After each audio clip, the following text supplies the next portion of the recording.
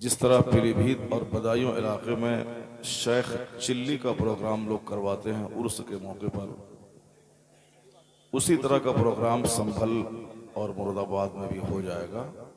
उसकी शुरुआत तो हो ही चुकी है, वो सब हो जाएगा। अभी तो एक भी तकरीर नहीं हुई है, मुख्तसर सा खिताब मौलाना तौसीफ साहब का हुआ है और नात खानी हुई है और आप वापस जाने की तैयारी में हैं। जो लोग जाना चाहते हैं वो सब चले जाएं, और जो इस मजलिस खैर का एहतराम करना चाहते हैं और अपने बाप दादाओं को बदनाम नहीं करना चाहते हैं, अपनी रिवायत को मिटाना नहीं चाहते हैं और अपने नबी की सच्ची मोहब्बत का मुजाहरा करना चाहते हैं, वो सब बैठे हैं। दूसरी कौमों के पास तमाशा है, बदतमीजियां हैं, बेहयाइयां हैं, चूंकि उनके पास कोई टोकने वाला गिरोह नहीं है।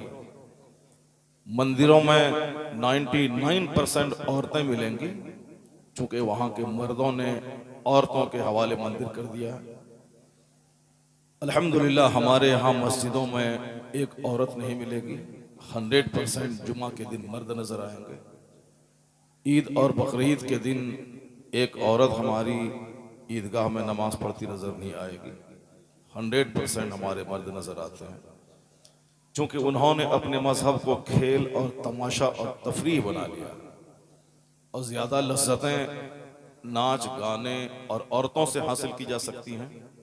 इसलिए चर्च में, मंदिरों में ज्यादातर औरतों की भीड़ होती है ताकि मर्द अपनी निगाहों को सेकते रहें, और वहाँ नाच और गाने, तमाशे, शराब होते हैं। अगर आपने आलिमों का एहतराम नहीं किया, मुमकिन है कि वो सारा तमाशा आपके यहाँ भी हो जाए और आपके यहाँ भी मस्जिदों में मर्द कम नजर आएंगे, औरतें ज्यादा नजर आएंगी। शादी ब्याह के मौके पर मर्द अपने घर में रहेंगे, औरतें बारात जाएंगी। दुकान में मर्द नहीं बैठेंगे, औरतें बैठेंगी। फिर वही होगा जो हमारे बुजुर्गों ने कहा है कि रास्ता चलते इस कदर कसरत से ज़िनाकारी होगी कि कोई बोलने वाला नहीं होगा कि ऐसा क्यों कर रहा है। अगर कोई कह दिया कि हजारों के बीच में ज़िना क्यों कर रहा है, पर्दा के पीछे कर लेते तो वह अपने जमाने का सिद्दीक होगा। यानी इतनी हया भी बाकी नहीं रहेगी कि गुनाह को गुनाह समझा जाए। चाय की दुकान पे ज़िनाकारी होगी और रास्ता चलते बस में, ट्रक में, एरोप्लेन पे, हर जगह ज़िनाकारी होगी, कोई उसको बुरा नहीं समझेगा। जैसे आजकल नीम बरहना खवातीन घूमती हैं, कोई उसको बुरा नहीं समझता और उसको फैशन का हिस्सा माना जाता है। उसी तरह आने वाले कुछ दिनों में ज़िनाकारी फैशन का हिस्सा बन जाएगी, कोई उसको बुरा नहीं समझेगा। अभी कड़ाके की सर्दी में मर्द 2, 4, 5 कपड़े पहने होते हैं, मगर आप खातून को देख लें एयरपोर्ट पे, वो सिर्फ एक कपड़े पहने रहती हैं, सर खुला रहता है, पूरा पांव खुले रहते हैं, जबकि वो सिर्फ नाजुक है, सिर्फ इसलिए कि फैशन बिगड़ न जाए, मेकअप बिगड़ न जाए। वो जाड़े में ठठरती हैं मगर सर पे दुपट्टा नहीं रखती, जबकि मर्द उसके मुकाबले में ताकतवर ज्यादा होता है। अल्लाह तबारक व तआला नेचुरली और मर्दों को औरतों के मुकाबले में डबल ताकत दिया है, लेकिन उसके बावजूद ये 10 कपड़े पहने रहते हैं और वह कमजोर सिंफ है, उसके बावजूद बिल्कुल मामूली कपड़े पहने रहती हैं। इसी से आप अंदाजा लगा लें कि किस कदर फैशन का भूत सवार है। और इसी तरह आने वाले 10-20 साल के बाद कसरत से ज़िनाकारी होगी, लोग उसे जिंदगी का हिस्सा समझ लेंगे और कोई बुरा समझने वाला नहीं होगा। उसका आगाज इसी तरह से होगा, खेल तमाशों से होगा। लोग समझेंगे मैं दीन की खिदमत कर रहा हूं, हालांकि वह तमाशा करवा रहे होते हैं। मस्जिदों में तमाशा होगा, ईदगाहों में तमाशा होगा। अब तो तमाशा उर्स में शुरू हो गया है। शेख चिल्ली आते हैं और वो लोगों को हंसाते हैं, लोग हंसने के लिए जमा होते हैं। अब लोगों का मकसद हंसना ही रह गया है और तफरीह करना रह गया है। वरना जिन बुजुर्गों ने उस खानकाह को सजाया, जिन्होंने पूरे इलाके में दीन की तबलीग की, उन बुजुर्गों की जिंदगी का मुताला किया जाए, उन्होंने जी भर के जौ की रोटी भी जिंदगी भर नहीं खाई। उन्होंने जिंदगी भर कायदे का कपड़ा नहीं पहना। उन बुजुर्गों ने लंगर चला के गरीबों, मिस्किनों, माजूरों और आम गरीबों के खाने का इंतजाम किया और खुद 40-40 दिन तक लगातार एक खजूर खा के जिंदा रहे। उनकी खानकाहों से दीन फैला और आज उनके उर्स के नाम पे लोग तमाशा कर रहे हैं। एक शख्स ने कहा था बुजुर्गों ने, आखिर जमाने में जब हया और शर्म खत्म हो जाए तो समझ लो कि नाजायज बच्चों की तादाद में इजाफा हो गया है। क्योंकि जो जायज बच्चे होंगे उसमें हया का कुछ न कुछ हिस्सा होगा। वह पीछे से आवाज देना गंवारपन है, मस्जिदों में चिल्लाना गंवारपन है, जहां दीनी गुफ्तगू हो वहां चिल्लाना गंवारपन है। अगर कोई वहां चिल्लाता हो इसका मतलब है कि जरूर कहीं ना कहीं कोई मिस है। शर्म और हया बहुत बड़ी नेमत है अल्लाह की। अल हया शुअबतुम मिनल ईमान, हया ईमान का हिस्सा है। उसकी पहचान यह है कि जब हया रुखसत हो जाए तो आदमी की जबान बहक जाती है। बाप के सामने चिल्लाता है, आलिमों के सामने चिल्लाता है, मस्जिदों के सामने लोग चिल्लाते हैं, अपने समाज के बुजुर्गों के सामने चिल्लाते हैं। समझ जाएं कि जरूर इनकी बुनियाद में खता है।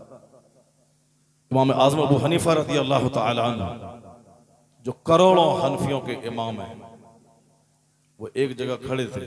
सामने चंद बच्चे गेंद खेल रहे थे। गलती से बच्चों का गेंद इमाम आज़म की तरफ आ गया। सारे बच्चे इधर उधर गली में छुप गए कि इमाम वक्त के सामने कौन जाएगा। लेकिन एक बच्चा ढठाई के साथ आया सामने और गेंद लिया और चला गया।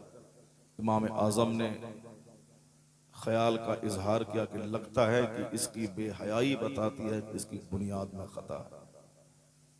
और जब लोगों ने पता लगाया तो वाकई ऐसा ही पता चला। क्योंकि अपने आलिम से शर्माना, माँ बाप का अदब करना, मस्जिदों से हया करना, दीनी दरसगाहों, दीनी जलसों से उसकी इज्जत का ख्याल रखना, वहां से शर्माना, यह नेक लोगों की पहचान है। जो जलसे में चिल्लाए, आलिमों के सामने चिल्लाए, जरूर आदमी पता लगाए तो बेहयाई ऐसा कर सकता है। और बेहयाई पहचान है कि उसकी बुनियाद में खता है। आखिर जमाने में चूंकि आदमी निकाह का ख्याल नहीं करेगा, ज़िनाकारी बढ़ जाएगी, तो नाजायज बच्चों की तादाद समाज में बढ़ जाएगी। लोग अपनी बीवी को तलाक दे देंगे, फिर उसी को रख लेंगे बेइज्जती के डर से। अब तलाक देने के बाद जब तक वो बीवी के साथ रहेंगे ज़िना-ए खालिस, और जितने बच्चे पैदा होंगे सब वलदुल ज़ना, वलदुल हराम। बेशुमार लोग हैं जिनको समाज से डर लगता है, अल्लाह से डर नहीं लगता। वो शर्माते हुए झूठ बोल जाते हैं मैंने तलाक नहीं दिया, वरना बीवी निकाह से निकल जाएगी, दूसरे से शादी करेगी, फिर वो अपनी मर्जी से तलाक देगा। हलाला करने के बाद फिर वापस उनके पास लौट के आएगी, अपनी बीवी दूसरों के पास जाएगी। ये उनको सजा मिलती है, मगर उसे टफ काम समझ करके झूठ बोल देता है कि नहीं किया। अब इस तरह से 2-4 केस अगर समाज में हो गए, और तलाक के बाद अगर 20 बच्चे समाज में पैदा हो गए वलदुल ज़ना, और वह 20 बच्चे आगे चलने के बाद जो उनसे नस्लें पैदा होंगी, आप समझ सकते हैं कि आने वाले दिनों में किस कदर वलदुल हराम की तादाद में इजाफा हो जाएगा।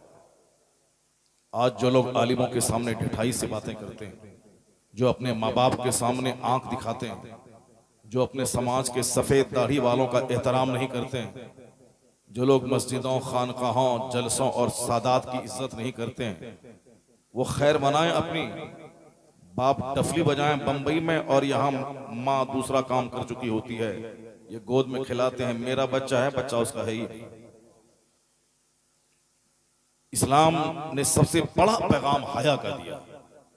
हया, जिस तरह एक कुंवारी लड़कियां अपने माँ बाप से शर्माती हैं, हदीस में आया है कि आकाए दो जहां अलैहिस्सलाम कुंवारी लड़कियों से भी ज्यादा शर्मीले थे। अल्लाह, आका अलैहिस्सलाम की शर्म मशहूर थी पूरे मक्के में उन बेहयाओं के दरमियान, जबकि पूरा मक्का बेहयाई की कीचड़ में लथपथ था।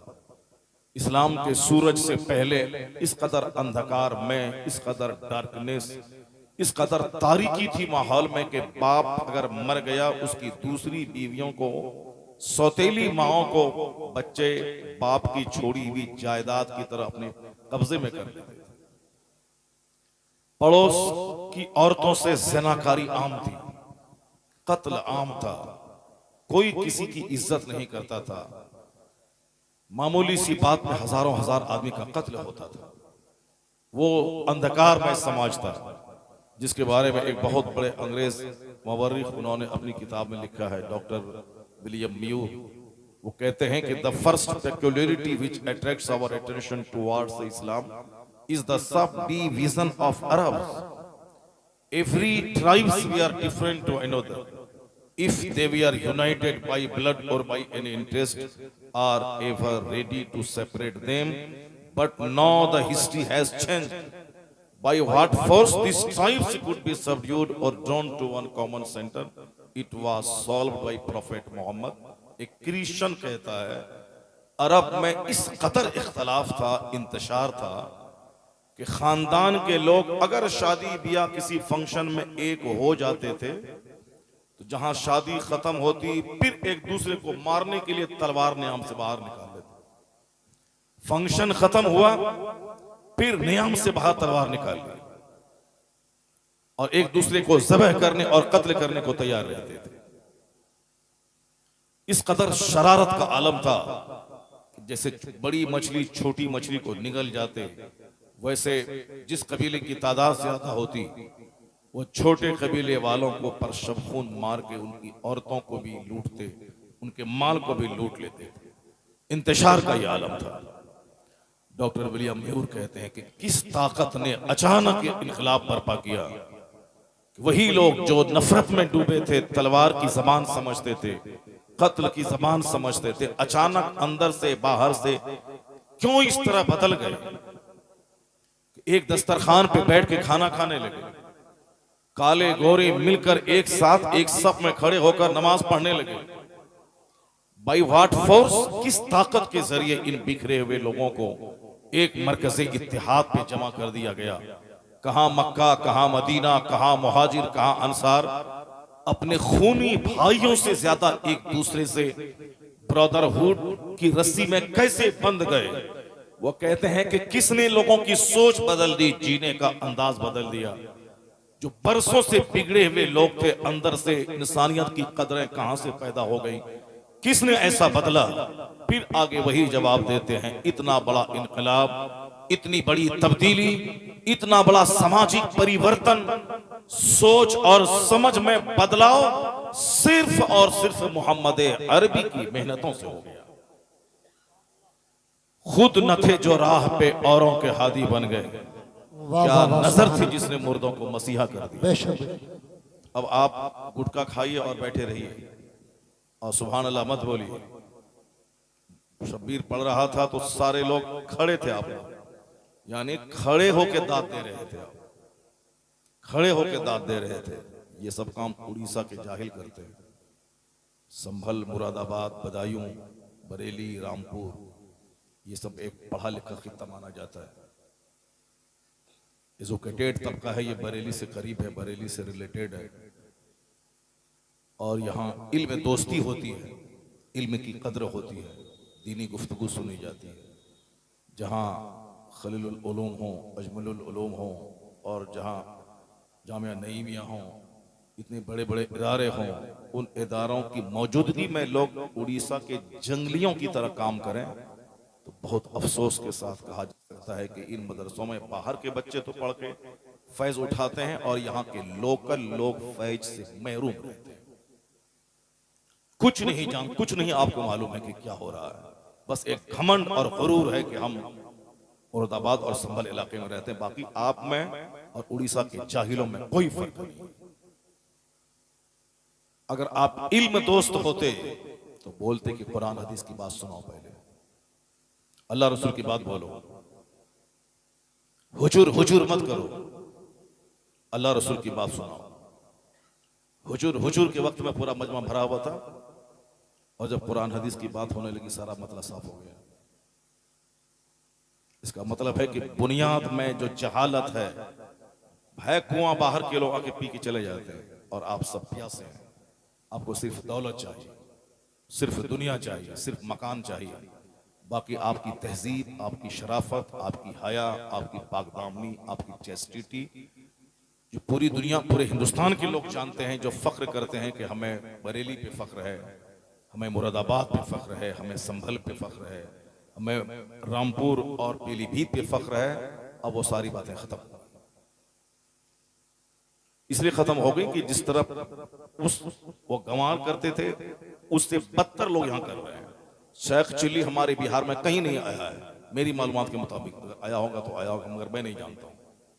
मगर पीलीभीत में आया है, उर्स के मौके पर बड़ा पोस्टर छपा है। उस उर्स में वही शेख चिल्ली जो स्टेज पे आके पूरा धमाल मचाता है, कॉमेडी करता है, लोगों को हंसाता है। इस इलाके में ऐसा हुआ है और आज मैंने अपनी आंखों से वो तमाशा देख लिया। आपके यहाँ संभल, मुरादाबाद की एक अपनी अलग शनाख्त है, एक अलग पहचान है, लेकिन पब्लिक में कोई असर उसका नहीं है। पब्लिक सेम है, जो बिहार, उड़ीसा, बंगाल और गांव देहात के जो लोग हैं, उसी तरह की सोच शहर के लोग भी रखते हैं, जो मैंने अभी आपको देखा।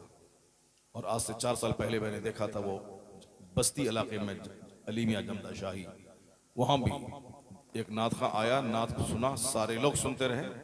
और जहां कुरान हदीस की बात सुनाने के लिए एक खतीब आया, सारा मजमा उठ के भागने लगा।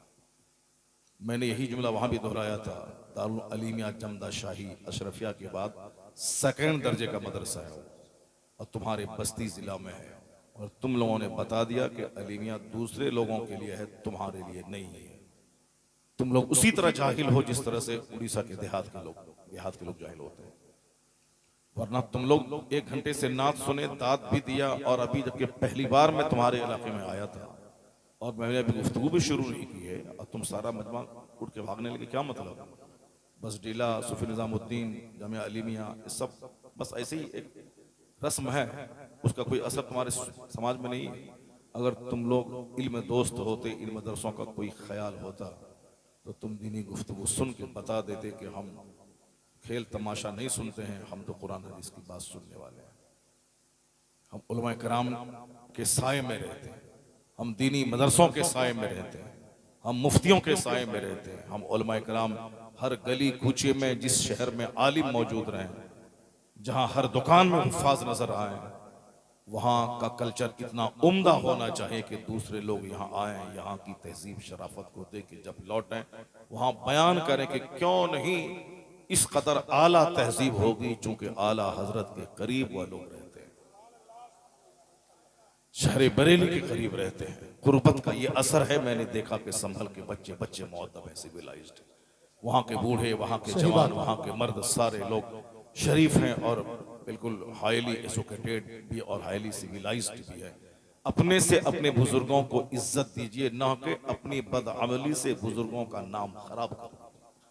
आजकल लोग कहते हैं कि मैं फलां का मुरीद हूँ, मैं अशरफुल उलमा का मुरीद हूँ, मैं मुफ्ती आजम हिंद का मुरीद हूँ, मैं साहब मुजाहिद मिल्लत का मुरीद हूँ। तो मैं कहता हूँ कि क्यों तुम अपनी जबान से उन बुजुर्गों का नाम खराब करते हो?